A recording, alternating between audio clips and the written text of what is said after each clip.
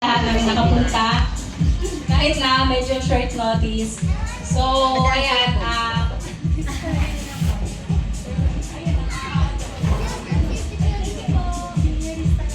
Thank you. Thank you po sa mga nagpunta.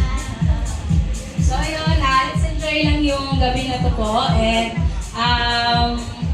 mamaya po marami tayong mga pag-games and syempre yung sa gender reveal po natin kung ano yung mga boto ng bawat isa. So, ayan, muli po maraming salamat sa mga sponsors.